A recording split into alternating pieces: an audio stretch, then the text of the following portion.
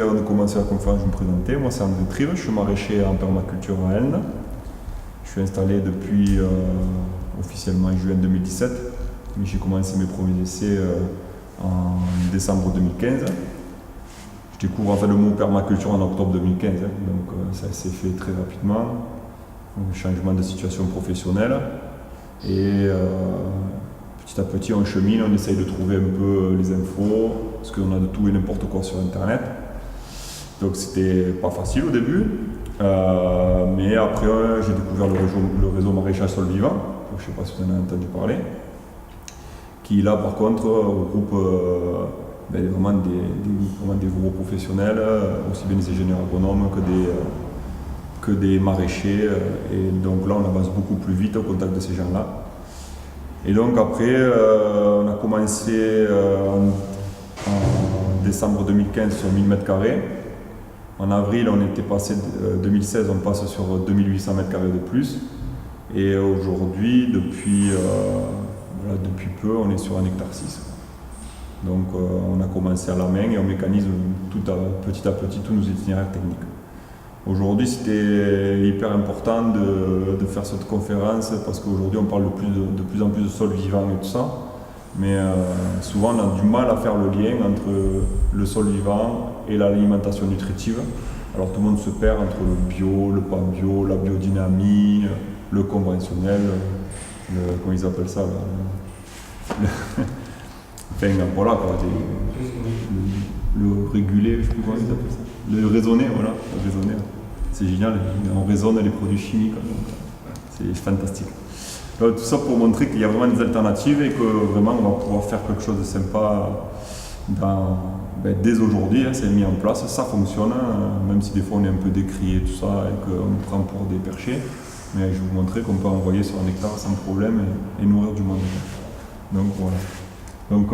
Donc c'est comment régénérer les sols et produire des aliments sains et nutritifs. Donc vraiment, ce qui était hyper important, c'était comment le carbone dans le sol impacte-t-il la qualité des aliments. On a vraiment un gros problème avec le carbone là depuis 1940 à peu près, après l'après-guerre, 45, ça s'est vraiment aggravé quoi. Et donc j'ai fait un petit constat actuel. On va sortir un peu les mouchoirs là pour commencer. C'est pas le plus joyeux, mais on peut encore renverser la tendance et on peut le faire assez rapidement.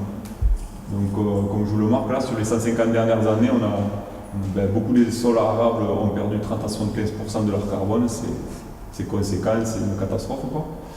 Et en plus on pollue la planète. Donc l'agriculture, par le travail d'achat-rue notamment et tout ça, chaque fois qu'on laboure le sol, il y a des gaz à effet de serre qui s'échappent et qui polluent. Donc ça, souvent, on a du mal à le percevoir, c'est pas visible, mais effectivement, il y a des impacts. C'est alarmant parce qu'il y a 30% des sols cultivés qui nourrissaient des gens et qui, en 40 ans, ont complètement été abandonnés parce qu'on ne fait plus rien pousser. C'est une catastrophe. Et en 2050, on sera 10 milliards, donc il va falloir nourrir des bouches. Si on continue à abandonner les terres, je ne sais pas comment on va faire pour nourrir ces bouches. Heureusement qu'il y a... Si les sols sont abandonnés pour les assurances, ils n'ont pas été labourés, donc c'est bon, le carbone est fixé. Le truc, c'est que ce qui se passe, c'est que le sol, à un moment donné, il arrive tellement à des niveaux faibles que même la friche se dégrade. Même dans le département, on peut se rendre compte, il y en a qui disent oui, il y a la jachère, la friche et compagnie, là, les termes qu'on donnait à l'époque. Non, quand c'est mort, c'est mort. Donc il y a possibilité, mais il va falloir un impact humain pour pouvoir relancer les cycles. Mais ça se fait. Là, pour en revenir sur les aliments, les quantités de nutriments, elles ont chuté de 10 à 100%. Si aujourd'hui il y a une explosion des taux de cancer et tout ça, il ne faut pas s'étonner. C'est alarmant. Et c'est vraiment en lien avec le taux de carbone dans les sols. On va voir pourquoi et comment on va recréer cette vie dans les sols. Et vous allez voir que c'est vraiment la vie du sol qui est en lien avec le carbone qui va amener tous cette micronutrition qui est vraiment hyper importante pour notre santé. Donc comme regardez, hein, aujourd'hui il faut consommer 2 fois plus de viande, 3 fois plus de fruits, 4 fois plus de légumes pour obtenir la même quantité de minéraux et d'oligo-éléments qu'en 1940. C'est une catastrophe.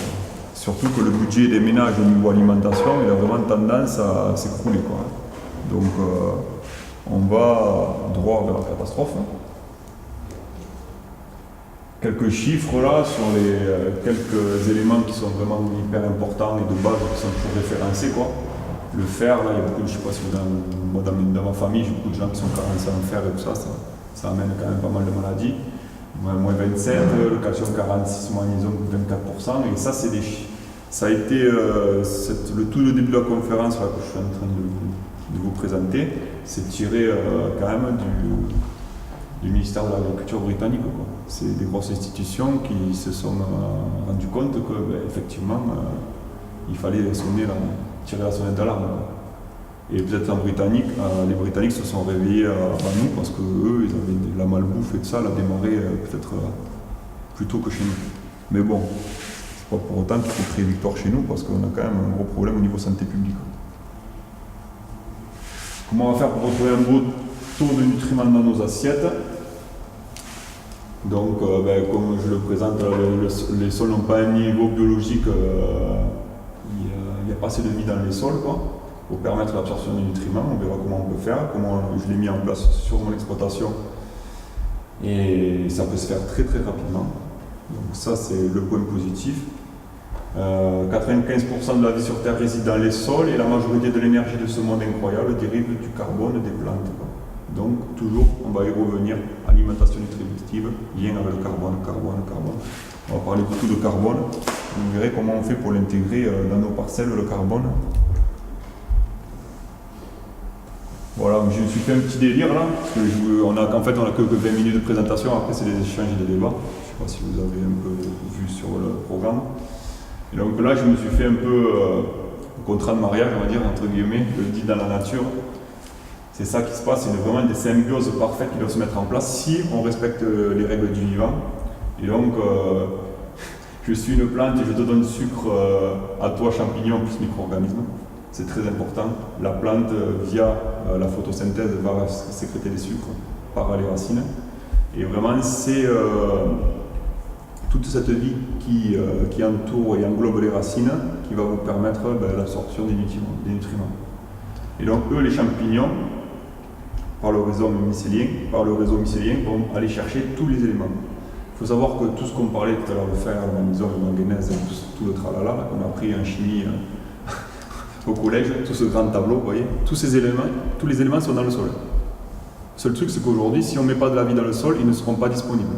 Et s'ils ne sont pas disponibles, bien sûr, on ne les retrouvera pas dans nos aliments. Quand vous parlez de carbone, vous parlez de vie, en fait. En fait, ouais. Le carbone, en fait, le bois, c'est du carbone. On va travailler vraiment sur le cycle naturel. Parce qu'on parle de la chimie du carbone, c'est la chimie organique, en fait, c'est ce qui est vivant. Oui, tout à fait. Ouais. Tu vas ramener du carbone, ça va créer de la matière organique, et donc ça va créer des litières qui va favoriser la vie du sol et tout ça. Donc tu vas remettre en place un contexte aussi bien, comme on dit, offrir le gîte et le couvert à tous ces habitants. Il suffit que tu enlèves le carbone sur le sol. On verra, quand on parlera de paillage et ça, tu verras que si tu enlèves le paillage du sol, déjà tu as tous tes micro-organismes, ils ont une durée de vie, je crois, de 2 minutes. Donc le soleil direct sur le sol, c'est un poison.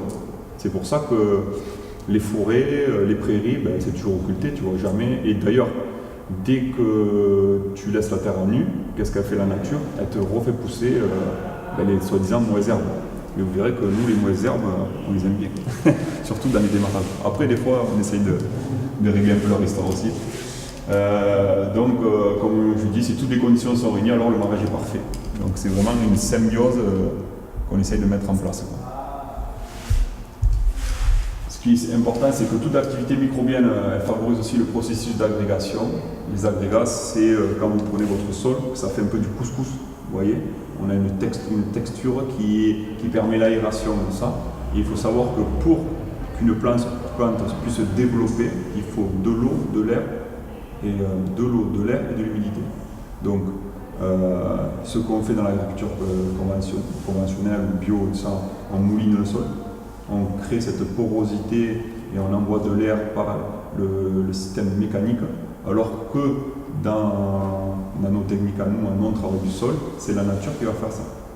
Donc déjà, on s'enlève du travail du sol, on remet dans le sol, et on ne va pas utiliser des énergies fossiles inutilement.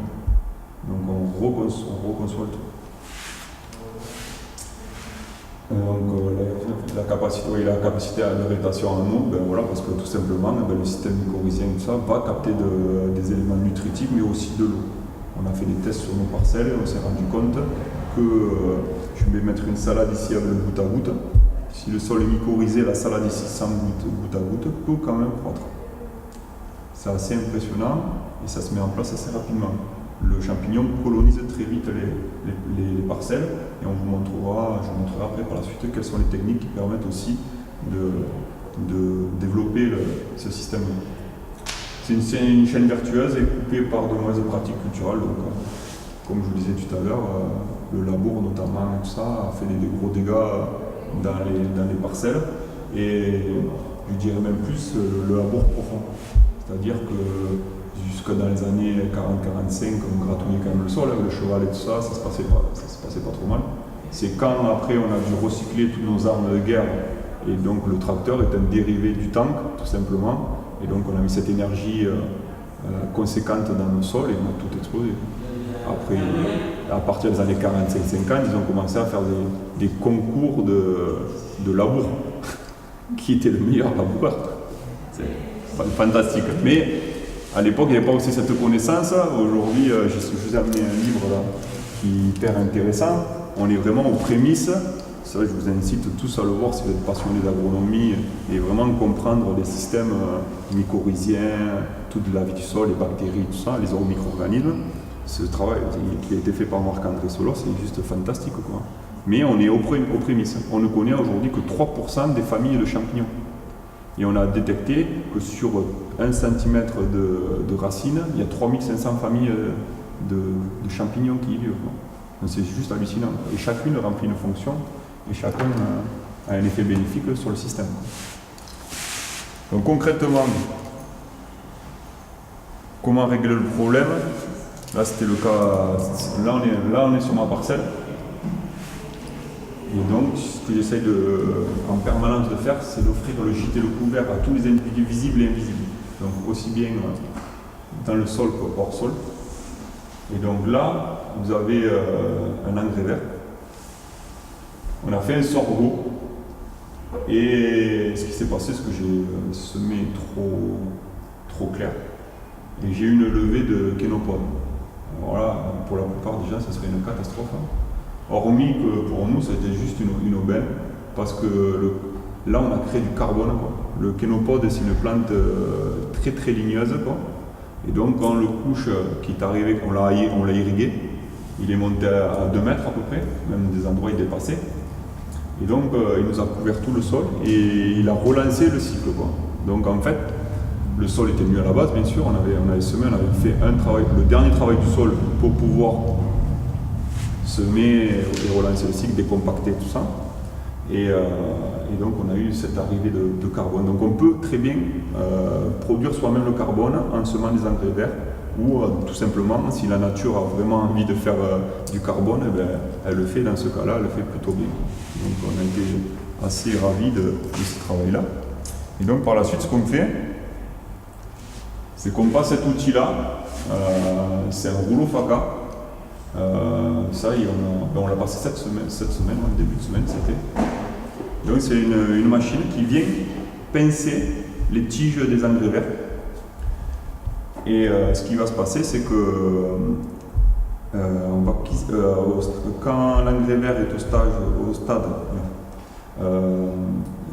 floraison établie ou graine laiteuse, à ce moment-là, si on le pince, il n'aura plus l'énergie, parce qu'il envoie l'énergie dans la graine, il n'aura plus l'énergie pour se relever. Donc gentiment, il va mourir sur le sol, il va nous faire un paillage, et l'avantage, c'est qu'il nous a laissé toutes ses racines. Et donc là, on garde toujours cette vie microbienne et tout ce qui est champignons et tout ça autour des racines, et c'est ce qui va créer notre future fertilité. Et donc la plante, en mourant en surface, va créer de l'humus, va créer une couche de protection de tous les rayons du soleil. Et là-dessous, bien sûr, la vie va être favorisée. Et donc, vous allez avoir des remontées des vers de terre, mais aussi les champignons qui vont commencer à coloniser, qui vont faire le travail de dégradation et de création d'humus. Il faut savoir aussi que les racines dans le sol vont se dégrader. Et donc, pareil, on va recréer de la fertilité dans le sol par la dégradation des racines. En plus de ça, les racines restructurent le sol, permettent de rentrer de l'air, de l'humidité, tout ça. Donc il y a plusieurs facteurs qui rentrent en jeu. On peut rouler aussi d'une autre manière. Ça, c'était le premier engrais vert qu'on avait fait là où il y a Laura, là, qui travaille avec moi en ce moment. C'est un engrais vert de Vesse.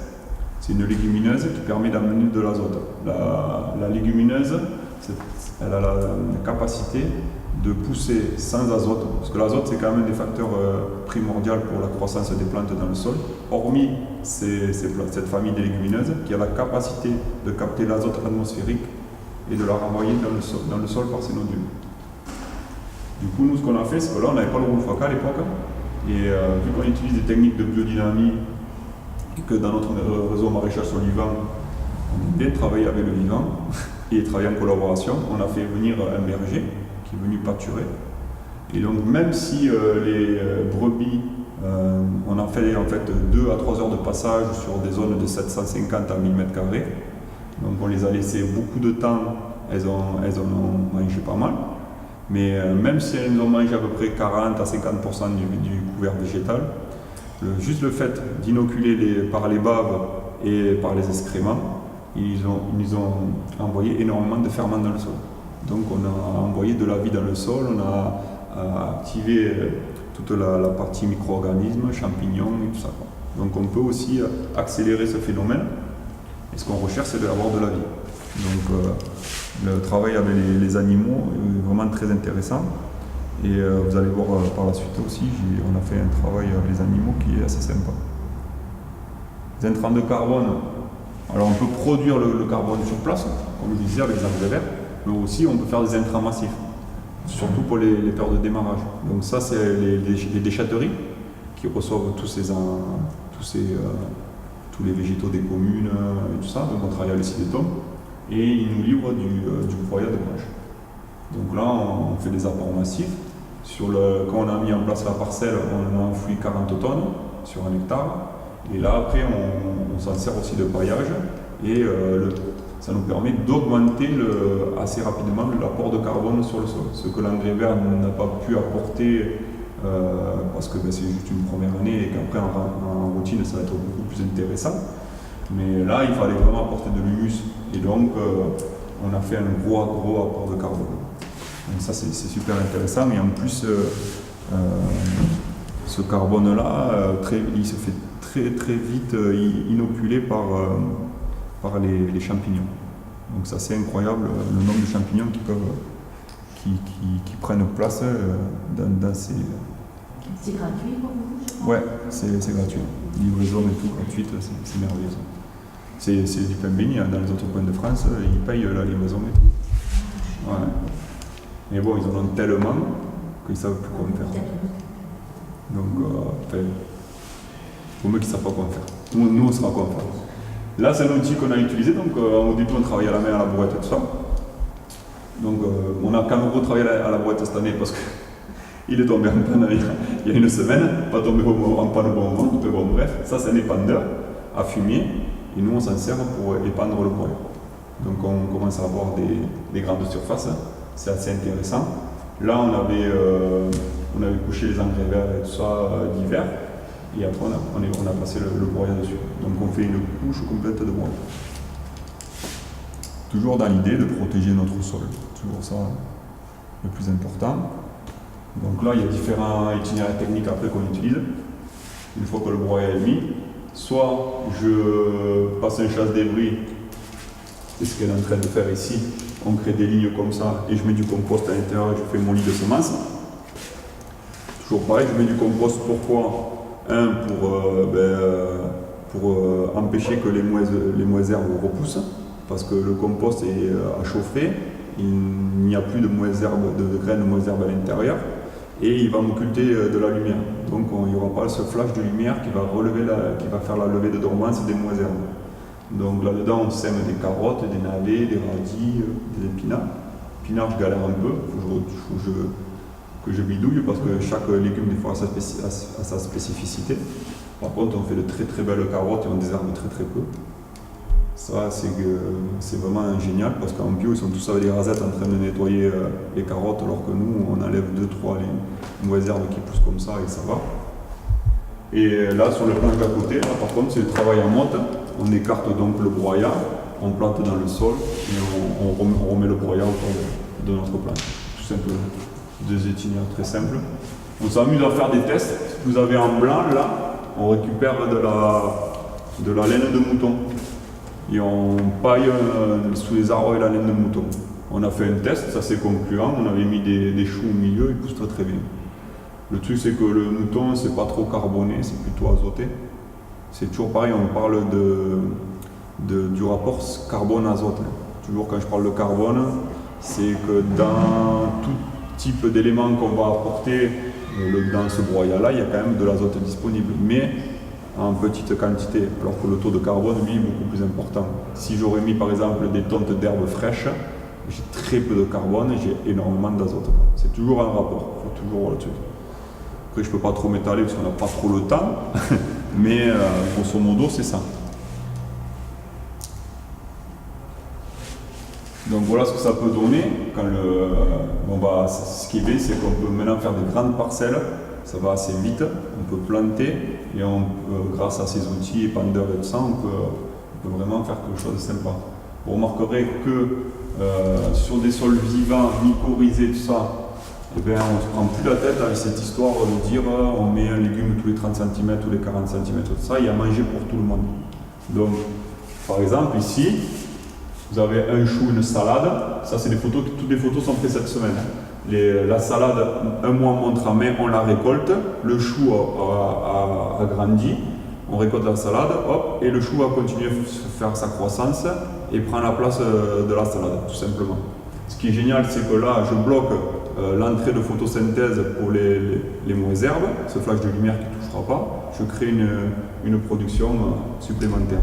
Donc je double, voire je pourrais tripler mon nombre de légumes au mètre carré, enfin le nombre d'espèces de légumes au mètre carré, parce que le nombre de légumes peut être conséquent si en plus, à certains endroits par exemple, j'ai fait des semis de radis à la volée comme ça. Je fais ma semence de radis, j'envoie à la volée, donc j'ai tous les radis qui sortent, la salade qui sort, et après le chou prend la place et on a récolté entre temps la salade de la radis. Donc vous pouvez faire au mètre carré 80 légumes sans aucun problème.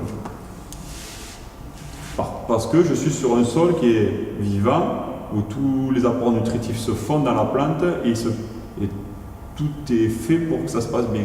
Je serai sur un sol nu où je localise ma nutrition sur une plante donnée, celle d'à côté à la que dalle.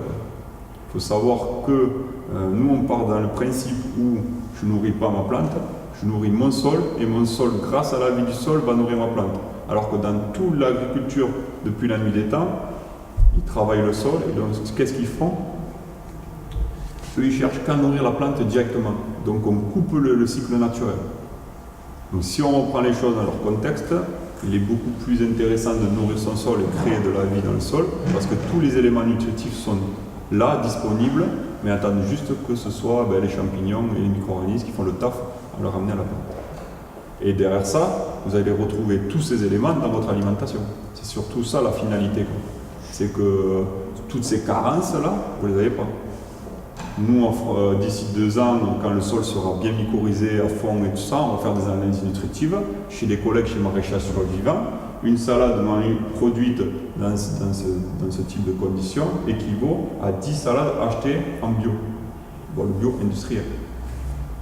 Donc la finalité, c'est qu'en bio, au final, vous mangez que de la faute. Il n'y a rien dedans. Il n'y a pas de pesticides, mais il n'y a pas de nutriments non plus. Parce qu'ils travaillent sur sol nu. Conventionnel, c'est encore pire. Il y a encore une petite dose de Monsanto en plus. Mais bon, on a les solutions, donc on va les développer. Ça, c'est des techniques où j'ai pas de broyat. Je commence, j'ai pas de broyat. Ça, c'est ce qui s'est passé. Donc ce que je fais, c'est que je vais sortir aussi une culture. Donc là, c'est des haricots verts qu'on va récolter, mais à côté, on a fait des interlignes de maïs, et ce maïs va m'apporter le carbone. Donc j'envoie de l'azote dans mon sol, je crée de la matière carbonée. Voilà. Ce que je vais faire, c'est que là maintenant, j'ai le broyat qui est arrivé. Donc une fois que j'aurai récolté tous ces légumes, je passerai mon rouleau Faca dessus et je ramènerai du carbone. Voilà, il y a toujours des petites techniques, des alternatives. Si on n'a pas le carbone disponible, on n'a pas été livré, si ça, on a toujours quelque chose à faire. Ça, c'est le champ de courge qu'on a fait sur une prairie. C'était du pain béni, ça. C'est un papy, il est venu me voir cette année, il m'a dit voilà, j'ai 1500 mètres carrés là, j'en ferai rien. Ça fait 10 ans qu'il n'a pas été cultivé. Il a été régulièrement gratouillé par un petit peu de rotovator, parce qu'ils aiment bien qu'il soit propre. Le mot propre, j'aime bien ça dans la nature, c'est très, très clean. Donc voilà. Mais ce qui n'empêche, c'est qu'il a toujours été un peu gratouillé. Il y a le berger là, qui est passé pendant 2 ans sur ces terres, donc c'est devenu vraiment une prairie. Et on a remarqué qu'il y avait pas mal de biomasse qui se faisait. Les moises-herbes étaient. Les moises-herbes. Voilà, on s'entend.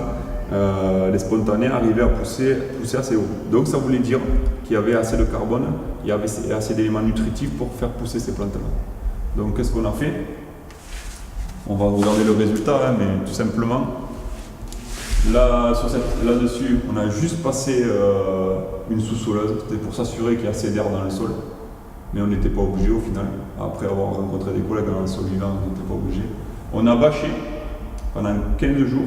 On a occulté toute la prairie, ça c'était au mois d'avril.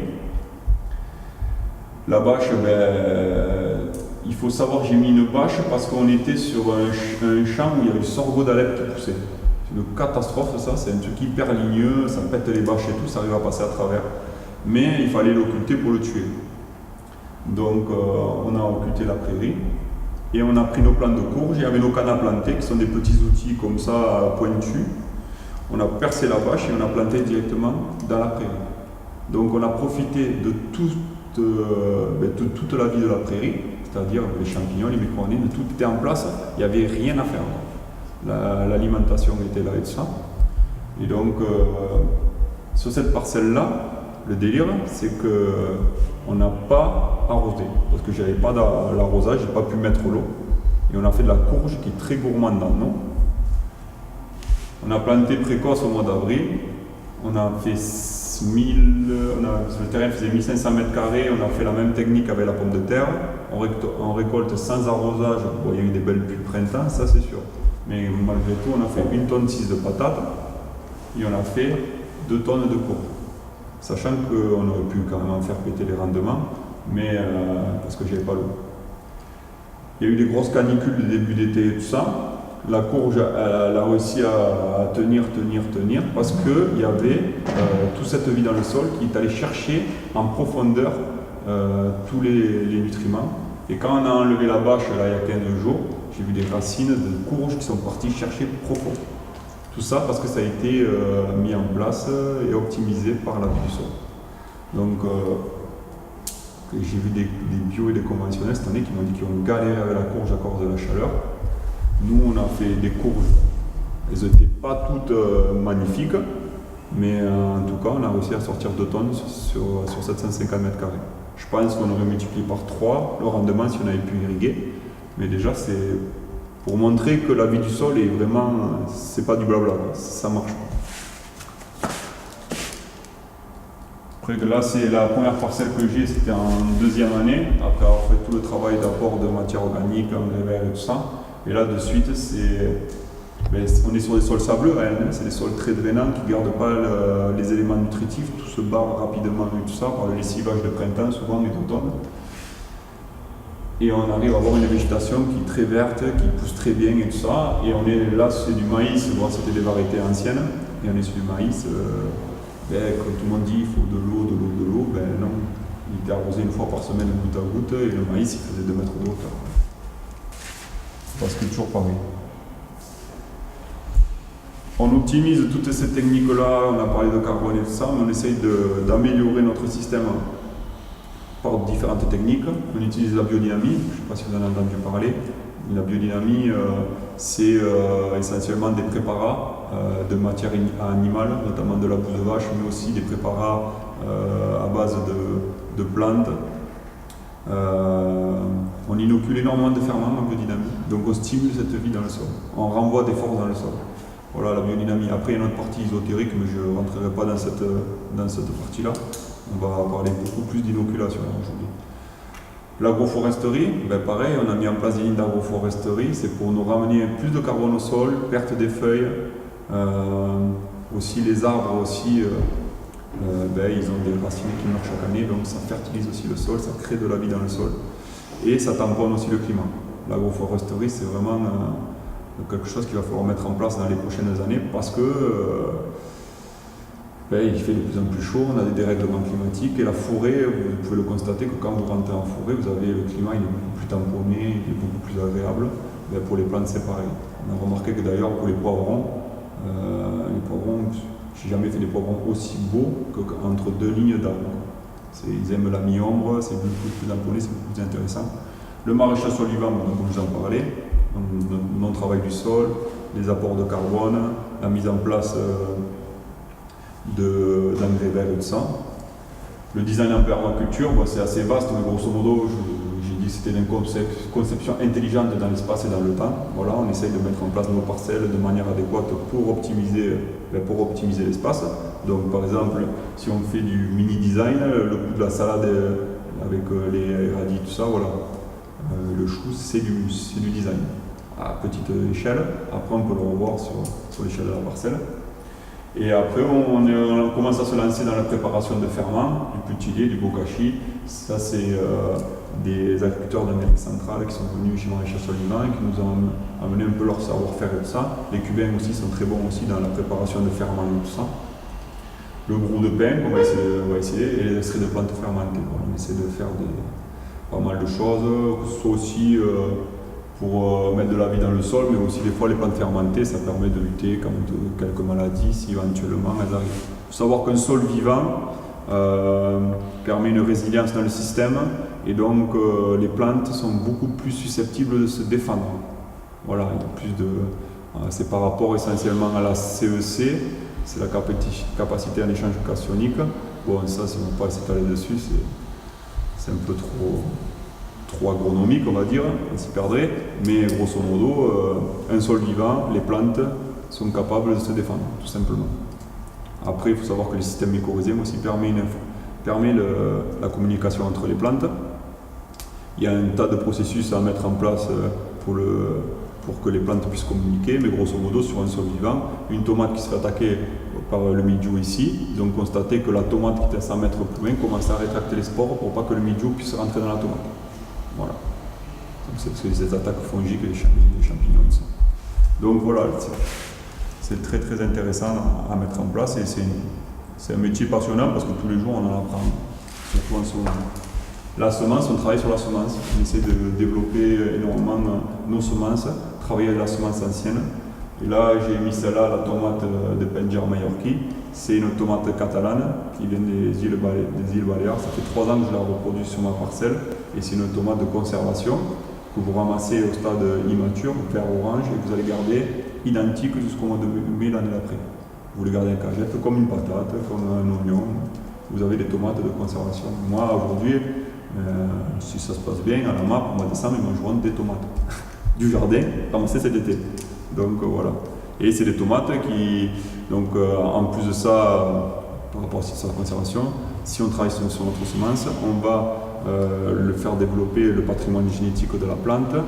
Et donc pareil, si on travaille sur sol vivant, c'est des graines qui vont être habituées elles ont des apports nutritifs beaucoup plus intéressants et tout ça. Et on a remarqué que ça pouvait varier jusqu'à 300% sur des variétés anciennes par rapport à des hybrides F1 et conventionnels. Donc voilà, on peut travailler aussi bien sur le sol vivant que sur la semence pour développer la qualité nutritive de nos produits. Les résultats, ils sont là aujourd'hui, après quelques années de traversée du désert et de galères et de tests. Aujourd'hui, ça produit. Ces Batavia, elles ont 1 mois montre à main. Les blettes, elles ont poussé en 3 semaines. On a des tailles aussi respectables comme conventionnelles ou comme bio. donc on est sur le bon chemin.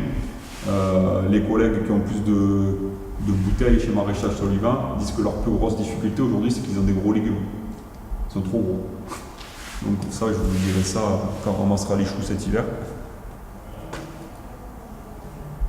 Voilà, ça c'est quand on fait les paniers à la MAP. Toute la marchandise est commercialisée en AMAP qui s'appelle Permamap 66. On fait une livraison à Perpignan et à Elne le lundi et le jeudi. Les résultats aussi, c'est la beauté du paysage et le bien-être. Ça fait vraiment plaisir de faire un métier qui prend soin de l'homme et qui prend soin de la terre et qui partage équitablement les ressources. Ça c'est hyper important. Et on peut être fier de ce qu'on fait au quotidien. Voilà, je vous ai mis toutes les coordonnées si toutefois vous êtes intéressé par nos produits ou si vous voulez venir nous visiter ou si vous avez des projets d'installation de ça. On est là, il ne faut pas hésiter à venir nous rencontrer. Voilà, je vous remercie pour cette petite présentation. Vous avez utilisé aussi les fréquences, tout ça, soit avec la musique, soit... Alors, je travaille avec un chercheur quantique qui m'intéresse au plus haut point. Je ne sais pas trop de m'approcher sur ce sujet. Là, vous avez vu sur la biodynamie, j'ai essayé aussi de mettre de côté la partie ésotérique. Parce que oui, après on nous prend pour des... Mais oui, effectivement, je travaille sur les différentes dimensions de l'eau. On a des cartes de désinformation de l'eau.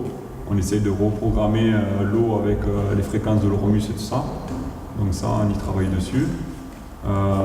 C'est vraiment sur cette parcelle où je vais voir... Mais on voit qu'il y a vraiment un lien. Enfin, la physique quantique, ça va être vraiment le grand boom dans l'agronomie. Et d'ailleurs, chez Maraîchage Solivan, il y a déjà des physiciens quantiques qui viennent travailler sur l'eau, tout ça. C'est hyper important. On va mettre en place, tout à l'heure on parlait de CEC, donc c'est les échanges cationiques, tout ça, c'est la conductivité dans le sol. Et on va essayer de l'améliorer en mettant en place de l'électroculture. Pareil, on va mettre en place, on va essayer, il y a un géobiologiste qui va venir, qui va nous trouver le point le plus négatif du sol. Et on va essayer de se connecter. Voilà, bon après c'est des trucs... voilà, mais moi j'y crois énormément, hein. J'y crois qu'il y a d'autres forces dans la nature que l'agronomie traditionnelle, comme essaie de nous apprendre de ça. Et le champignon, je pense que c'est un grand vecteur sur ce sujet. On a suffisamment parlé, les rabies aussi, et puis bien d'autres. Tout à fait, ouais, complètement. Et vous l'avez dit vous-même tout à l'heure, les tomates, elles envoient l'information aux autres. Fait. Donc ça, c'est de la physique quantique. Il y a un monsieur qui s'appelle Hervé Coves, qui travaille à la Chambre d'agriculture de Coaz, qui fait du travail spécialisé dans l'algorithme. En grosso modo, il faut un vieil arbre en moins de 500 mètres de la parcelle, une famille des rosacées dans la parcelle, donc style cerisier, ronces, framboises, compagnie, pêcher, ça c'est famille des rosacées. Et c'est eux qui font le lien entre l'information que le grand arbre a et ils vont la communiquer à la plante. Et si vous enlevez un de ces éléments, l'information ne passe pas. Mais il faut que le sol soit mycorhize. Donc sol couvert avec des bonnes pratiques et tout ça. Ça, vous mettez un cerisier, un vieil arbre dans un conventionnel, il ne se passera rien. Ça c'est sûr. Et puis, pour les gens qui nous prendraient pour des allumés, il n'y a qu'à les renvoyer au film L'intelligence des arbres. Oui, non, mais c'est clair, hein. Ça c'est sûr. Après, voilà, moi je ne sais pas trop de rentrer dans le débat, et s'ils veulent l'entendre, ils l'entendent, s'ils ne l'entendent pas. Moi, aujourd'hui, la finalité, c'est qu'on ait des produits nutritifs. Voilà, ça c'est hyper important, quoi. Et quand on a conscience de tout ça, on se rend compte que c'est... c'est magnifique, hein, c'est clair. On a devant nous un champ fantastique. Le champ des possibles est ouvert et je pense que l'agronomie aujourd'hui, on est au tout début de l'agronomie. Quand vous lisez le livre là, que je vous ai montré tout à l'heure, c'est tout le fou. C'est un truc de fou. Et justement, est-ce qu'on a tous cette capacité de pouvoir faire ça dans notre jardin sans pour autant passer un doctorat? Si, tout à fait. Moi, je vous invite vraiment à aller voir les vidéos YouTube Maraîchage Sol Vivant. Ouais, parce qu'il y a beaucoup de choses sur YouTube en fait. Ouais, alors voilà. Mais alors c'est pour ça, il y a plein de conneries aussi. Ouais, c'est ça. Donc tu prends Maraîchage Sol Vivant, c'est le réseau dans lequel on est. C'est que des professionnels, c'est des maraîchers qui te parlent, c'est des ingénieurs agronomes qui te parlent, qui ont fait des tests, qui ont été concluants et tout ça. Et tu regardes, moi à chaque fois je dis pour débuter, il faut regarder l'ingénieur agronome qui s'appelle Konrad Schreiber, et les deux maraîchers, François Mullet et Laurent Belge. Tu vois, c'est les vidéos de ces 3 personnes, tu en as déjà une tartine et je sais pas combien d'heures, il faut les voir, les re-regarder, machin, c'est ça. Tu vas bien t'imprégner là-dedans et c'est parti, quoi. Moi j'aurais eu ces vidéos, j'aurais gagné 2 ans, tranquille. François Mullet, Laurent Belge et Konrad Schreiber. Alors François Mullet, Laurent Belge. Laurent Belge. WES. Et Conrad, c'est un K. Non, c'est un C. Konrad Schreiber, mais tu trouveras, t'inquiète. Il n'y en a pas beaucoup de Schreiber dans les vidéos. Question. Oui. J'ai raté un peu le début, donc je ne sais pas si tu l'as dit ou pas, mais comme installation, vous êtes combien de personnes Alors, sur le papier, je suis tout seul, mais j'ai des amapiens qui viennent vraiment me donner un coup de main et tout ça. J'ai des bénévoles aussi, qu'on a rencontrés sur toutes les conférences qu'on a fait, les cours qu'on a fait, qui aujourd'hui ont bien aimé notre dynamisme et ce qu'on a mis en place.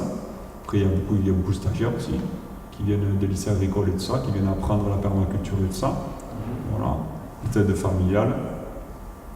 Et aujourd'hui, on essaye de diversifier l'activité de l'exploitation pour créer des emplois. Donc, sur l'exploitation, il y aura une pépinière qui aura pour but l'autonomie de l'exploitation, mais aussi la vente de plants et de semences. Et on aura un jardin thérapeutique où on veut que la permaculture soit accessible à toutes les personnes, valides ou pas valides. Il y avait une série de conférences à N. Oui, alors on avait fait une série avec Patrice à N. Lui, il en entame, il y aura 2 séries de conférences que lui, il entame sur le Soleil et Prades. Et on refera probablement une série de conférences en duo sur le secteur Saint-Cyprien, Légnat, tout ça. C'est pour parler avec la communauté des communes Sud-Roussillon. Voilà, après le samedi 27 octobre, on vous invite au jardin parce qu'on va faire une journée départementale des sols vivants. Donc là, on fera une visite d'exploitation. On essaiera un peu d'expliquer tout ça concrètement sur le terrain. Donc, tout ce qu'on peut retrouver, toutes ces infos sur. Ouais, alors sur mes infos sur ma page Facebook, je l'actualise énormément. Tu as toutes les infos et tout ça. Si ça t'intéresse, que tu es en phase d'installation, tu peux nous rejoindre sur le Facebook Maraîchage Sol Vivant en Roussillon. Et donc là, on essaye de mettre nos infos, des itinéraires techniques, engager des discussions aussi, parce que des fois, je suis planté, je ne sais pas comment faire avec ça. Donc Patrice y est dessus, moi j'y suis dessus. On est nombreux, je ne sais pas, Fabien, tu es dessus? Non? Non, pas trop Facebook. Donc voilà, on essaie ensemble d'avancer sur le sujet, parce qu'il y a beaucoup à expérimenter. C'est que de l'expérimentation au quotidien, quoi. On est toujours curieux, on a envie de mettre en place des choses, quoi. Mais si j'ai bien compris, en fait, vous vous situez dans une démarche totalement différente de la démarche conventionnelle, c'est-à-dire vous n'êtes pas concurrent d'amateurs entre guillemets ou de jardiniers qui ne sont pas dans la sphère commerciale. Au contraire, vous poussez plutôt à ce que la permaculture se développe, y compris chez des jardiniers amateurs, on va dire. Oui, tout à fait. Ouais. Et parce que ce que vous avez dit, c'est que l'expérimentation joue un très grand rôle et vous allez obtenir un peu ce que obtiennent les astronomes. Beaucoup d'astronomes amateurs découvrent des galaxies et tout ça, parce que le ciel étant tellement... le jardinier amateur, si on reste en réseau avec eux, il y a des passionnés de jardinage, ils vont vraiment t'apporter des sources d'informations. Il va te dire, moi, tel engrais vert il a bien marché, j'ai tel type de sol, là ça n'a pas marché. Il y en a qui nous sortent des trucs, j'ai expérimenté ça, qu'est-ce que tu en penses? Et dessus tu dis, ouais, j'y ai pas pensé, tu vois. Donc, c'est vraiment du sourcing, quoi, tu vois, on essaie de s'envoyer l'info et tout ça. Le jardinier, il est autonome en légumes, mais tant mieux. Et nous, on commercialise à des personnes qui n'ont pas le temps de faire leur jardin. Et on peut travailler tout à fait main dans la main, quoi. Après, moi, ça me plaît de parler avec les jardiniers amateurs. On fait des trocs de graines. Ah, tu sais, j'ai telle semence, j'ai voyagé, je suis allé chercher ci, ça. Le jardinier amateur, il a un peu plus de temps que nous. On va se coller sur nos parcelles toute la journée, là. Encore contact que j'ai eu cette rencontre avec ces semenciers catalanes. On a ramené beaucoup de semences anciennes catalanes. Et dans le but, d'ici quelques temps, de créer une maison de la semence catalane dans le département. Hyper important, quoi. Il faut vraiment que tous ensemble, on arrive à une autonomie. Et l'autonomie, déjà, à la base, ça part par la semence. Donc il va falloir travailler là-dessus. Et mettre du carbone dans les sols. Ça, c'est hyper important, sinon on va mal finir si on ne met pas du carbone dans les sols. Oui. J'ai un petit espace de jardin chez moi. Qu'est-ce qu'il faut enrichir le sol? Donc les premières choses que je dois faire, c'est quoi? Déjà connaître son sol. Déjà connaître ton sol. Ouais, déjà. Voir ce qui se passe, observer quel type de plante pousse comme ça spontanément.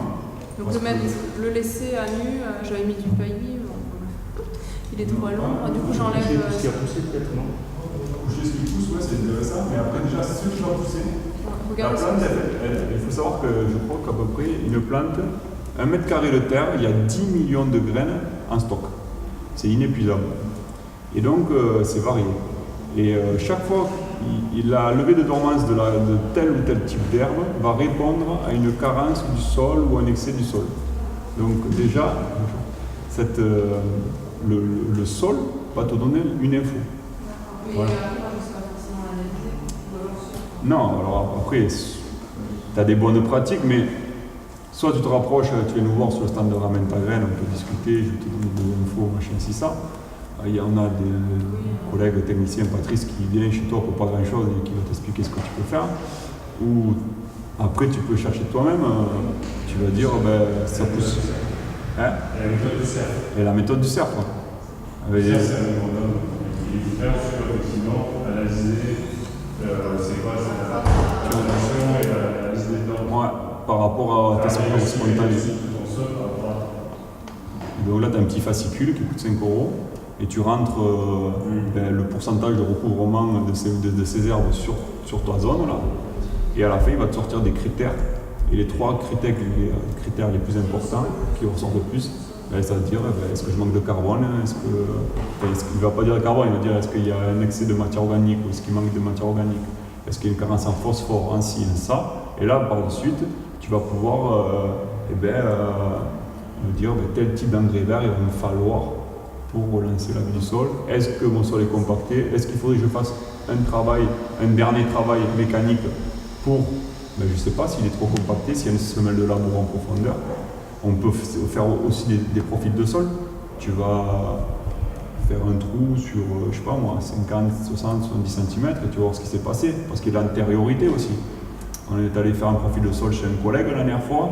Ouais, tout va bien. Non, tout va pas bien en fait. On a remarqué, parce que c'était devenu un champ de luzerne, quand on est allé faire le profil de sol, on a remarqué que sur une ligne, tous les 15 cm, on avait la racine de la luzerne qui faisait ça. Elle faisait ça. Partout, c'était incroyable, sur je ne sais pas combien de mètres. Et en fait, c'est des passages répétés de disques à l'époque, et le mec il passait le disque à 15 cm. Et là, ça a compacté le sol, et donc la luzerne. Donc qu'est-ce qu'il faut faire? Passage de sous-soleuse. La sous-soleuse, c'est une dent qui va casser cette croûte et qui va permettre après le bon passage des racines des engrais verts, restructurer le sol, le réaérer et renvoyer cette vie comme qu'on a parlé là, pendant la conférence. Tu vois. Donc, voilà. En fait, pour faire cette diagramme du sol, en fait, c'est nécessaire d'avoir des connaissances des types de plantes qu'on a. Oui, après, oui. Je ne connais pas vraiment où arriver à. Pendant 1 an et demi, j'ai sorti des livres, j'ai potentiel ça tombe pas du ciel. Où tu vas rencontrer des personnes, mais grosso modo, tu as l'info sur internet. Si vraiment tu te passionnes pour le truc, je te dis, si tu regardes déjà ces vidéos maraîchage sol vivant et tout, tu vas vraiment très rapidement, tu vas comprendre des trucs, hein, ça c'est clair, quoi. Tu vas à l'essentiel. En allant avec ce réseau-là, tu vas à l'essentiel. Si tu vas sur internet, tu tapes permaculture sur Google, là, c'est parti. Hein. Tu es parti pour une longue traversée du désert comme j'ai fait pendant 1 an et demi. Aujourd'hui, on a un réseau qui s'est structuré dans le département, il faut vraiment vous appuyer là-dessus. Mais ce qui n'empêche qu'on est quand même aussi des chercheurs et on peut quand même. Ce qui est intéressant en agronomie, c'est que n'importe qui peut chercher. C'est pas comme dans certains trucs en sciences, en physique ou tout ça, où c'est vraiment réservé à une élite. En agronomie, on peut tous devenir chercheurs. On peut tous trouver des trucs.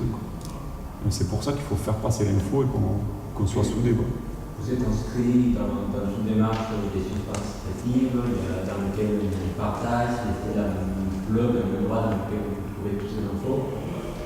Oui, sur le réseau Maraîchage Solivain aussi sur Facebook, comme je te disais. Après, on fait des réunions aussi de temps en temps. On fait pas mal d'événements. Si tu veux, tu as quelques associations comme Biodynamie en Roussillon, Ramène ta graine, Maraîchage Solivain. On est toujours en train on est toujours à peu près les mêmes intervenants qui se répètent sur ces événements. Donc il y a quand même moyen à se rencontrer et à discuter. Après, tu peux venir aussi sur mon exploitation, ça ne me dérange absolument pas. Si vraiment tu as une démarche, envie de te mettre en route, t'installer et tout ça, moi je me ferai un plaisir de t'accueillir, il n'y a aucun problème. Voilà. Est-ce que notre potentiel est dans la place où on plante les arbres? Oui, ils sont plantés les arbres. C'est déjà planté. Oui, ils sont plantés. Ouais. On a planté les arbres, on les a mis tous les 15 mètres en ligne d'agroforesterie. Et on va faire une grande haie bocagère sur l'entrée. Et on va mettre beaucoup d'aromatiques cette année par contre.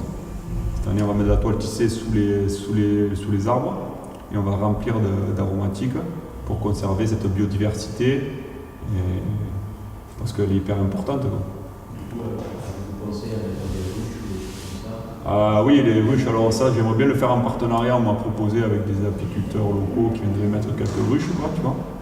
Donc on pourrait trouver un deal comme ça. Mais du coup aussi on va faire des aromatiques et des plantes séchées, du coup comme on met ça va être sympa.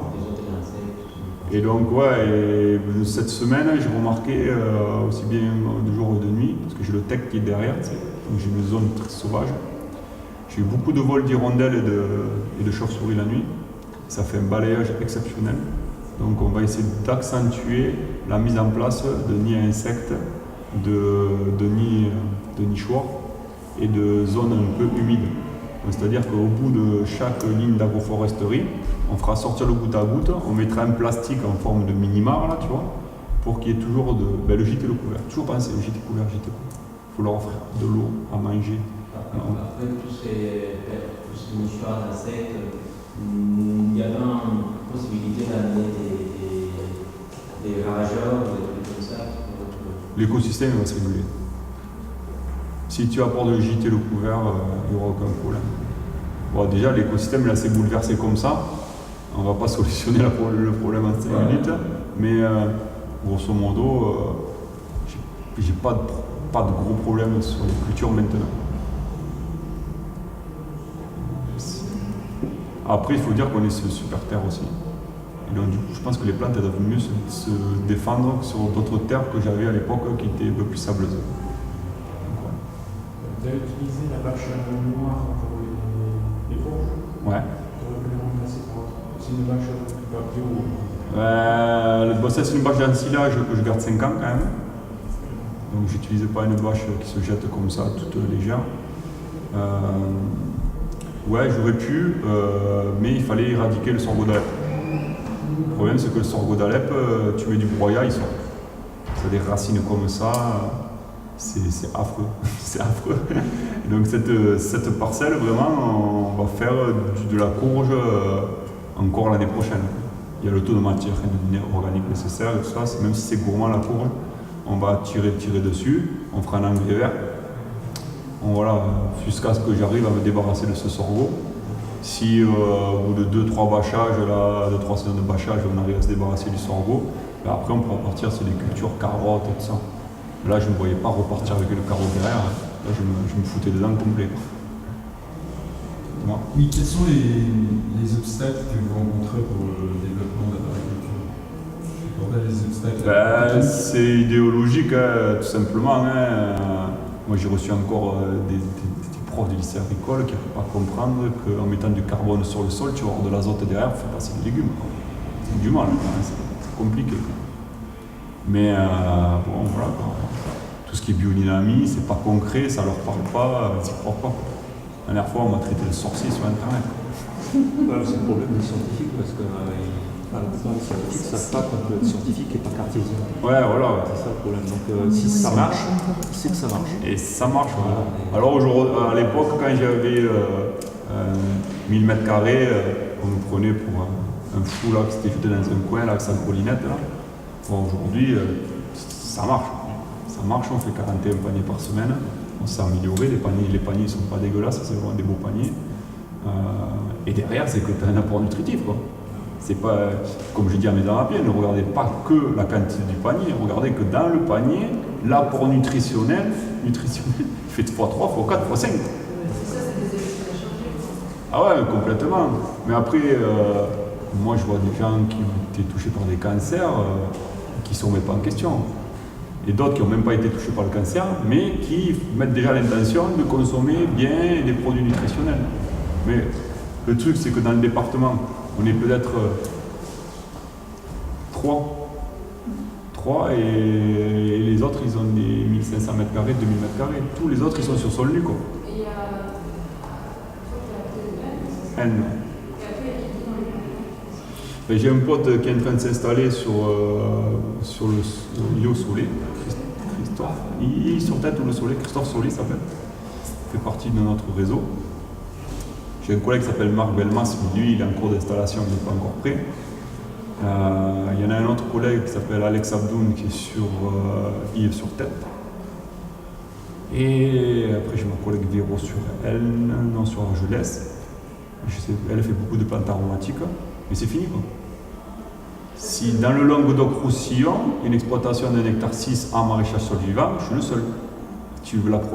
La seule que tu peux trouver, c'est sur Toulouse. Tu vois, à partir de Toulouse, et tu montes sur la région Aquitaine, la Bretagne, Normandie, t'en trouves un peu, t'en trouves en Alsace, centre de la France, il n'y en a pas beaucoup. Tout ce qui est après côté région Montpellier, de ça. Après, oui, tu vas trouver des permaculteurs qui individuellement vont faire leurs légumes, mais qui produisent pour vivre de leur travail, il n'y en a pas beaucoup. Mais nous, aujourd'hui, on n'a pas peur. Moi, je me sors des salaires minimes 400 balles par mois, tu vois, et tout l'argent que je gagne, je le réinvestis dans le matériel. Pour qu'on arrive aujourd'hui, il faut qu'on arrive à automatiser tout ça, parce qu'il faut nourrir des bouches. Officiellement depuis juin 2017. 17. Tu peux parler plus fort. Et la formation que tu avais eue, enfin ton parcours, parce que pour arriver là, ça va être long, mais. En fait, j'ai fait le lycée agricole de Téza, j'ai fait mon bac agricole. Et si tu veux, dans ma famille, côté de ma mère, ils sont dans l'agriculture, et du côté de mon père, ils sont dans le poisson. Donc, je suis parti j'ai fait 4 ans d'école de commerce, et après, j'ai monté une entreprise de grossiste dans les produits de la mer à Port-Royal. J'ai été poissonnier à Perpignan pendant 2 ans. Je pétais un plomb, burn-out complet. Je voyais que ça n'avait ni queue ni tête, on dévastait les océans, on faisait n'importe quoi. En plus, mon activité économique n'était pas du tout florissante. Des mauvaises rencontres, pas de bonne énergie. J'étais dans le noir, je fais un burn-out. Je rencontre la permaculture en octobre 2015. Le mot permaculture, je ne savais pas ce que c'était. Je fais un travail sur moi-même, je me suis mis debout, en avant, c'est parti, déterminé, c'est parti. J'ai mis une énergie là-dedans et aujourd'hui, on est en train de fédérer. Et vraiment, moi déjà dans l'idée, c'est très personnel ce que je veux te dire, mais c'est que moi, je veux voir mon paysage catalan, le paysage agricole catalan évoluer, voir des oiseaux, qu'on puisse promener avec les gosses, qu'on ne sente pas du T6 à 3 km, tu vois, c'est ça, tu vois, et montrer qu'on peut gagner sa vie. Et donc aujourd'hui, j'ai un collègue d'elle là, qui est en train de se mettre en maraîchage sur le vivant. Lui, il a le tracteur, mais il n'a pas les outils. Donc, il me passe le tracteur, je lui file des outils, tu vois. Et c'est comme ça, grâce à notre réseau, qu'on va pouvoir commencer à manger des terres. Et là, sur elle, on est à 3 hectares même. Tu vois. Donc, et l'année prochaine, on veut faire un champ de courge de 2 hectares. Tu vois. Et on va envoyer. Mais je préfère avoir dans le département 1000 exploitations d'un hectare qu'une exploitation de 1000 hectares. Parce que sur une exploitation de 1 à 2 hectares, tu vas créer de 2 à 3 emplois. Donc derrière, il y a une nécessité économique. Tu vas pouvoir plus te consacrer à l'humain, à desservir ton produit, qu'à l'envoyer une centrale où il va se mélanger avec tous les produits bio. Si aujourd'hui je viens et j'ai le temps et tout, c'est ce qu'on on travaille en équipe, et je peux avoir le temps pour venir vous expliquer un peu comment ça se passe et tout ça. Et le but du jeu, c'est qu'on stoppe toutes ces maladies, tout ça, parce que c'est très simple. Moi, quand j'étais dans le stress de mon travail, je bouffais que des conneries parce que j'avais pas le temps. Du jour au lendemain, j'ai commencé à manger des légumes nutritifs et que j'ai baissé mon niveau de stress, parce que là aujourd'hui, je suis pas stressé, je peux te dire que ça me passe. Et ben, plus d'allergie. Mais du jour au lendemain, j'étais un très très gros allergique, je pouvais pas bouffer une crevette, quoi. J'allais crever dans les chiottes, de faire de quick, quoi. C'était un truc de fou, j'étais toujours stressé, j'arrivais pas à dormir la nuit, je me levais 7-8 fois la nuit, je pétais des plombs, quoi, tu vois. Tu vois, tu remets en place, la permaculture te permet de remettre en place un cadre de vie beaucoup plus serein, beaucoup plus heureux, une alimentation saine, des relations humaines saines. Tu vois, là, il faisait chaud sur la parcelle, et c'était 11h30, on était au mois d'août, je disais, les gars, stop, on arrête de travailler, quoi. On va pas laisser tuer la paillasse jusqu'à 2h l'après-midi parce qu'il faut désherber de ça, il n'y a pas besoin. Donc si tu travailles bien dans la nature, tu traites bien ton sol, si on l'appelle Gaïa, c'est pas pour rien quand même, on lui donne un nom, tu vois, à la base, tu vois. Tout se passe bien. Tout se passe bien. Et le fait que vous vous installiez, vous êtes forcément sur des sols plus ou moins pollués.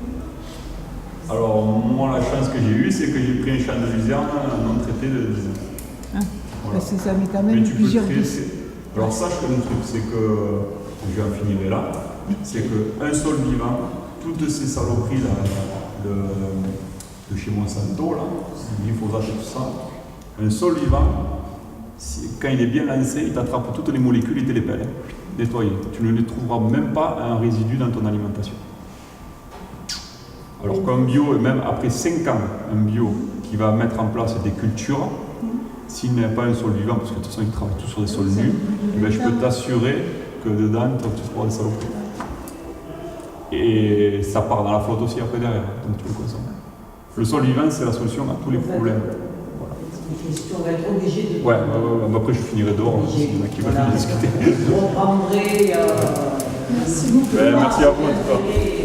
Si vous avez besoin d'infos, des contacts, n'hésitez pas, quoi. Vous les avez ici. Ça fait plaisir. Hein. J'étais soutenu par beaucoup.